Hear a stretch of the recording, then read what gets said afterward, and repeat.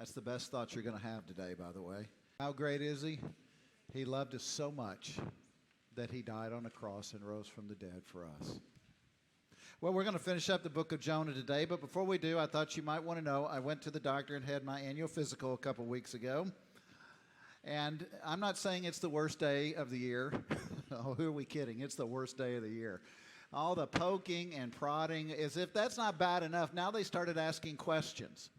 So I'm sitting there with my doctor, and he looks at me and he says, so tell me about your diet.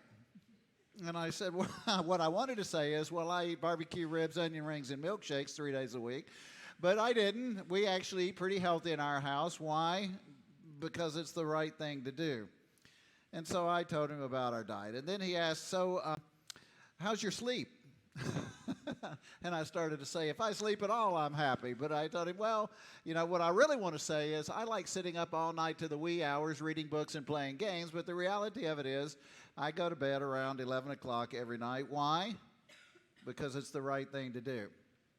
And then he asked me if I exercised. I exercise 3 times a week. What I wanted to do is tell him what I really want to do is sit on the couch and watch football and eat chips. But I don't. I actually go to the gym 3 times a week. Why?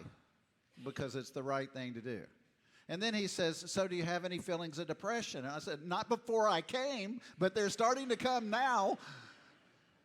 All these questions that they ask us now. But I know what his intent was. His intent was to try and poke and prod and ask questions to see how my health was. And I appreciate that. That's the purpose of an annual physical exam.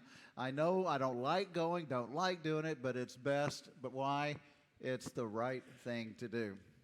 So when we come to Jonah chapter 4, God and Jonah are going to go sit on a hillside outside the city of Nineveh and have a little examination.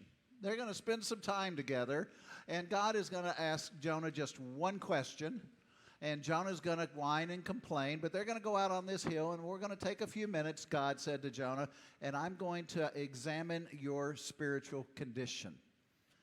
And Jonah's going to come up short. And where we're going to end, I'm just going to tell you now, here's where we're going to end today.